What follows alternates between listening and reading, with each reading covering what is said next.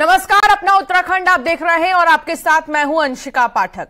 BJP के राष्ट्रीय अध्यक्ष जेपी नड्डा हरिद्वार दौरे पर हैं।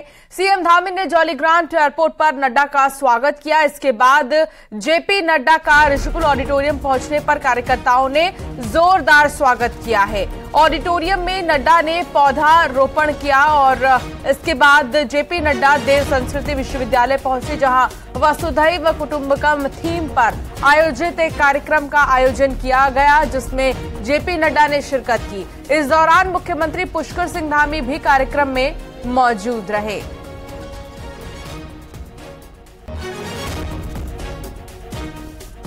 तो देवभूमि दौरे पर बीजेपी के राष्ट्रीय अध्यक्ष जेपी नड्डा और यहां पर उनका भव्य स्वागत किया गया।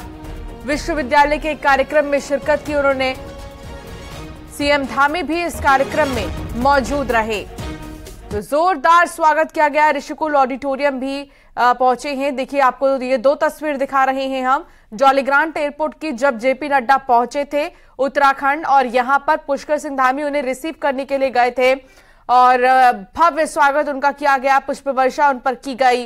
नड्डा का स्वागत जिस तरीके से किया गया, उसकी एक तस्वीर आप देख रहे हैं। और ये दूसरी तस्वीर विश्वविद्यालय के कार्यक्रम में मौजूद हैं जेपी नड्डा। कार्यक्रम में पुष्कर सिंह धामी भी दिखाई दिए। अद्भुत है और वह युग बदलने के लिए एक अवस्था है जिसको मैंने आगे बढ़ाया। इसलिए जब मैं इस तपोभूमि पर आया हूं तो श्री राम शर्मा जी को उनके प्रेरणा से और उनके प्रेरणा से जो करोड़ों लोगों ने अपने जीवन में बदलाव लाया और युग परिवर्तन को आगे बढ़ाया है, और यह युग परिवर्तन की ओर हम चल पड़े हैं, इसके लक्षण भी हमको दिखने लगे हैं। इसके लिए भी जो उसका बीज उन्होंने रखा था वो आज एक विशाल वृक्ष के रूप में आगे बढ़ रहा है। इसके लिए उनको हम उनके प्रेरणा भी देते हैं और उनको हम इसके लिए उनकी प्रेरणा से हम आगे बढ़े, ऐसी ईश्वर से मैं कामना करता हूं।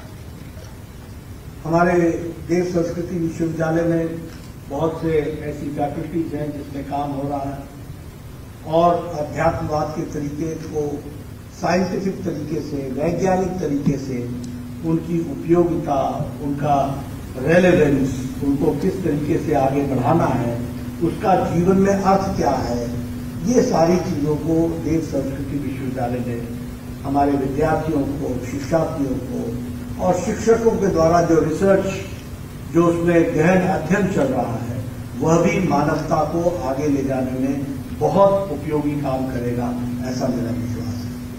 अगर हम शिक्षा की बात करें तो शिक्षा, अगर पाश्चात्य जगत की विचारधारा को देखें तो एजुकेशन इज फॉर ब्रेड। शिक्षा जीवन अर्पण करने का माध्यम है। और जब हम अपनी विचारधारा को देखते हैं और देव संस्कृति विश्वविद्यालय की भाषा को देखते हैं तो हमें समझ में आता है कि इसकी शुरुआत ही संस्कार शाला से शुरू होती है और संस्कार का प्रेरणा स्रोत बनता है। शिक्षा जीवन को परिष्कृत करने का, अपने जीवन का सार्थक अर्थ ढूंढने का रास्ता है, यह हमको उसमें से समझ में आता है, जिसको देव संस्कृति विश्वविद्यालय भारतीय संस्कृति के ज्ञान को, भारतीय संस्कृति के तत्व को, भारतीय संस्कृति के महत्व को जानने का प्रयास कर रही है। इसके लिए मैं विशेष करके बधाई देता हूं देव संस्कृति विश्वविद्यालय को। अगर हम स्वास्थ्य की बात करें तो मैं आप सबसे इसके बारे में भी चर्चा करते हुए आपके ध्यान में लाना चाहता हूं, क्योंकि मुझे 10 साल स्वास्थ्य मंत्री के रूप में भी काम करने का मौका मिला, प्रदेश में भी काम करने का मौका मिला, केंद्र में भी काम करने का मौका मिला। हमारी स्वास्थ्य की सोच भी बड़ी एकांकी रही। हमारी स्वास्थ्य की सोच भी बहुत ही सीमित रही और उसी को दुनिया ने हेल्थ मान लिया, उसी को दुनिया ने हेल्थ की दृष्टि से आगे बढ़ाने का काम किया। और वो क्या था? वो था क्यूरेटिव हेल्थ केयर। हमारे डॉक्टर, आपने सुना होगा, बड़े बड़े पढ़े लिखे डॉक्टर, उनसे बोलो परहेज क्या है, क्या परहेज करना, परहेज कुछ नहीं, खाओ सब कुछ, बस एंटीबायोटिक ले लो, और अगर ज्यादा बीमारी है तो एंटीबायोटिक का इंजेक्शन ले लो। यानी अपने शरीर को खराब भी करो और फिर उसको बनाने का इंतजाम भी करो। क्यूरेटिव पार्ट, आपको जान करके आश्चर्य होगा कि ये 2017 में नई स्वास्थ्य नीति आई जिसमें जोड़ा गया preventive, promotive, curative, palliative health care. पहले हेल्थ को प्रिवेंट करो, उसको स्वस्थ रखो, उसको गड़बड़ न होने दो। अब हमारे यहां शब्द आ गया लाइफस्टाइल डिजीज, मतलब पहले लाइफस्टाइल खराब करो और फिर उसका उपचार नहीं। लाइफस्टाइल अच्छा रखो, इसकी कहीं भी चिंता चिंतन नहीं हुआ।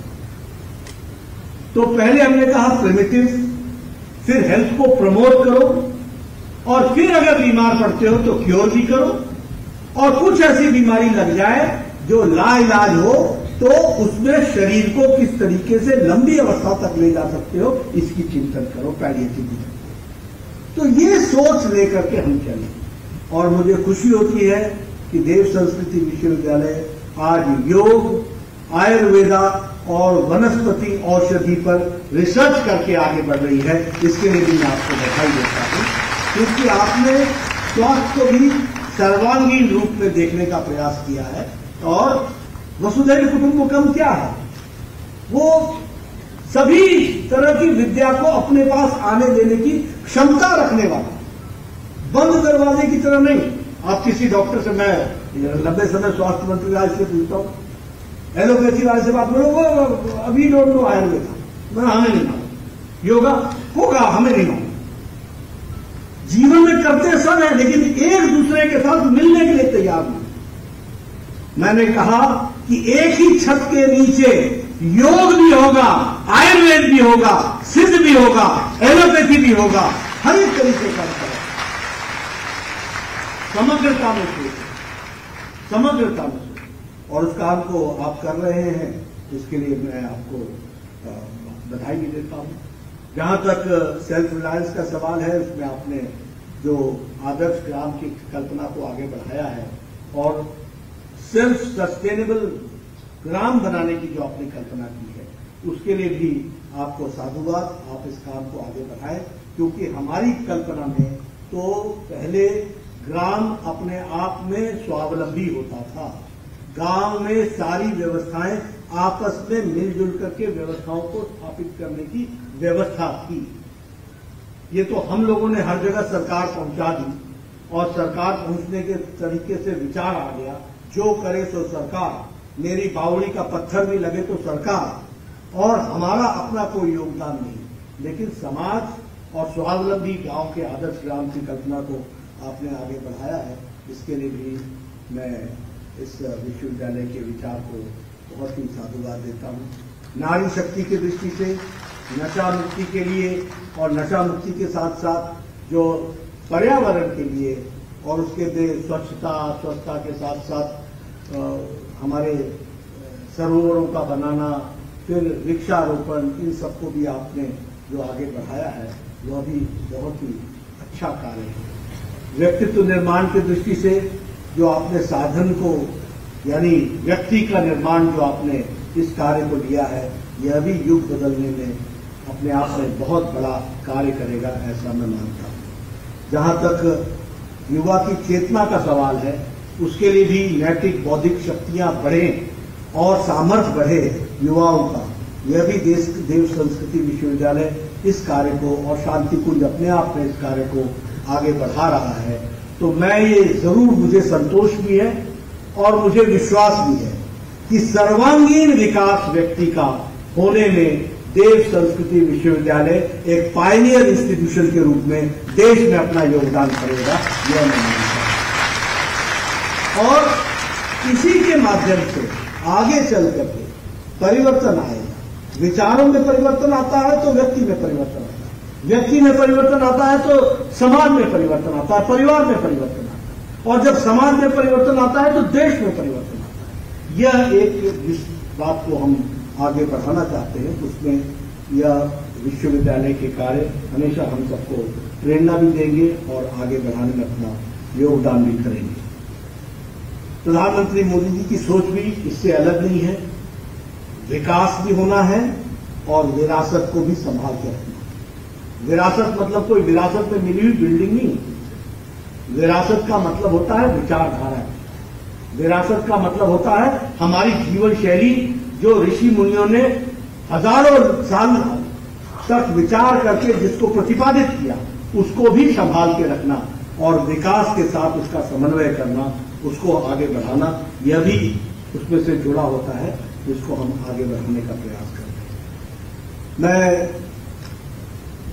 जहां एक तरफ विश्वविद्यालय के द्वारा किए गए कार्यों के बारे में मैंने चर्चा की है, वहीं जहां तक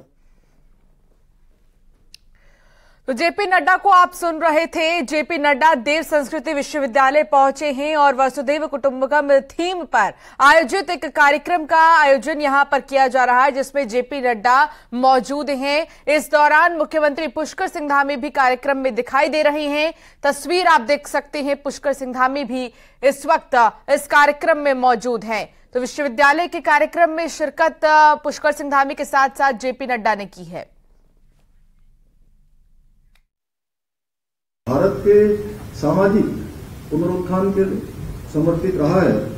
हम बदलेंगे युग बदलेगा का मंत्र देकर उन्होंने समाज में जो जन जागृति लाने का पुनीत कार्य किया है, उनको आने वाले समय में कई पीढ़ियां उनको हमेशा उनका स्मरण करेगी, उनकी ऋणी रहेगी। मां गायत्री और यज्ञ को घर घर तक स्थापित करने और सनातन संस्कृति को पुनः परिभाषित करने में साधना, शिक्षा, स्वावलंबन, महिला सशक्तिकरण, जनशक्ति का संरक्षण, युवाओं को संगठित करने का कार्य आज पंडित श्रीराम शर्मा जी के विचारों पर चलकर, उनके सिद्धांतों पर चलकर किया जा रहा है।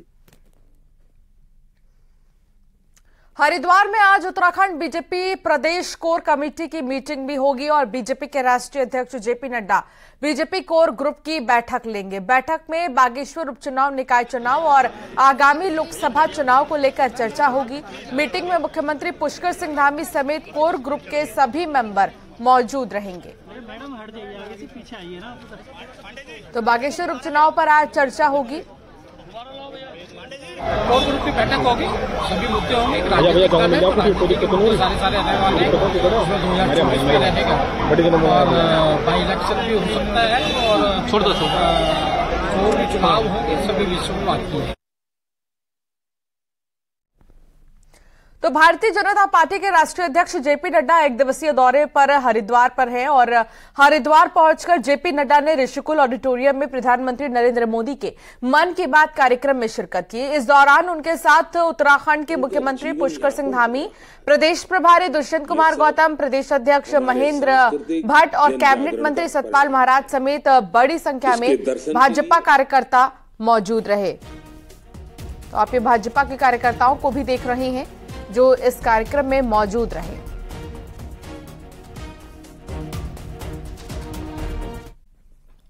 ब्रेक के बाद आपका स्वागत है। उत्तरकाशी में नदी के तेज बहाव में एक युवक बह गया है। बता दें कि नदी किनारे युवक नहाने के लिए गया था, तभी नदी के तेज बहाव में वो बह गया। वहीं मौके पर मौजूद लोगों ने युवक को बचा लिया। युवक को नदी किनारे लाया गया। दरअसल बारिश की वजह से नदियों का जलस्तर बढ़ा हुआ है। ऐसे में नदी में नहाने से फिलहाल बचना चाहिए, नहीं तो हादसा हो सकता है।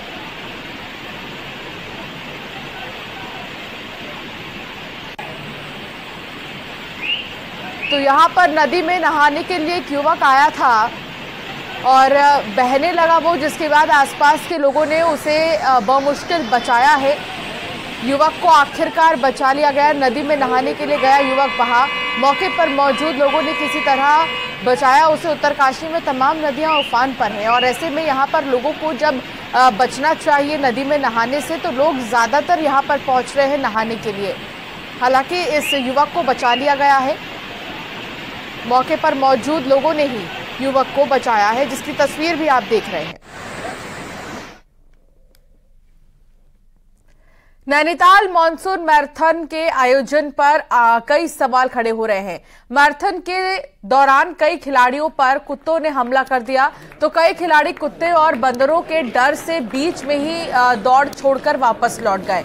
हालांकि इन सबके बाद भी रानीखेत आर्मी सेंटर के जवान रोहित यादव ने इस बार मैराथन दौड़ जीती है।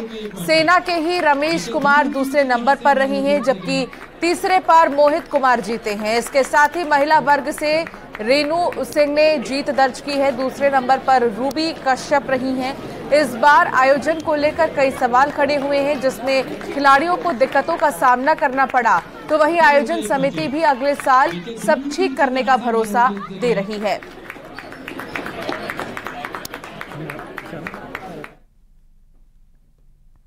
कॉर्बेट टाइगर रिजर्व से लगे टेरिटोरियल डिवीजनों में भी बाघों की अच्छी संख्या है, लेकिन ये बाघ अब बाघ के ही दुश्मन बन बैठे हैं। कैसे, आपको दिखाते हैं इस रिपोर्ट में।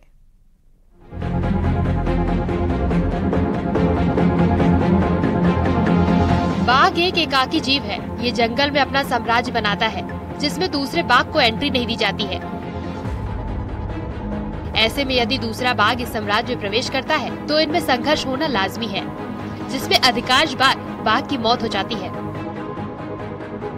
यदि हम रामनगर, तराई पूर्वी, तराई पश्चिमी, तराई केंद्रीय और हल्द्वानी वन प्रभाग में नजर डालें तो बीते 5 सालों में यहाँ 26 बाघों की मौत हो चुकी है, जिनमें से अधिकांश मामले आपसी रंजिश के हैं। चुनौतियां इस रूप में बढ़ रही कि यहाँ पे बाघों से बड़ा संघर्ष चल रहा है, बाघों का इंसान से संघर्ष चल रहा है, इनकी सुरक्षा को लेकर भी बड़े खतरे हैं। तो कुल मिला के टेरिटोरियल डिविजन्स में वो फंडिंग भी नहीं है, वो पुख्ता इंतजामात भी नहीं है और स्टाफ भी उस तरह से ट्रेंड नहीं है जैसा नेशनल पार्कों और टाइगर रिजर्व में होता है।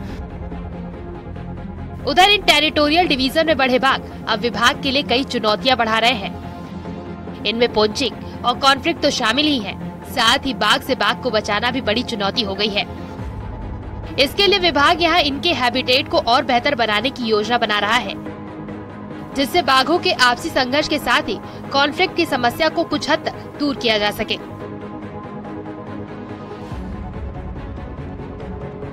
जहाँ पे हमारा पॉसिबिलिटी है स्पेस को क्या हैबिटेट को इम्प्रूवमेंट कर सकते हैं, तो उसको हैबिटेट इम्प्रूवमेंट किया जाएगा उसमें, ताकि जो एनिमल्स है वो प्रॉपर वे में उसको फीडिंग और स्पेस मूवमेंट के लिए स्पेस मिले। इन टेरिटोरियल डिवीजनों में से कई डिवीजन में देश के कई टाइगर रिजर्व से ज्यादा बाघ हैं।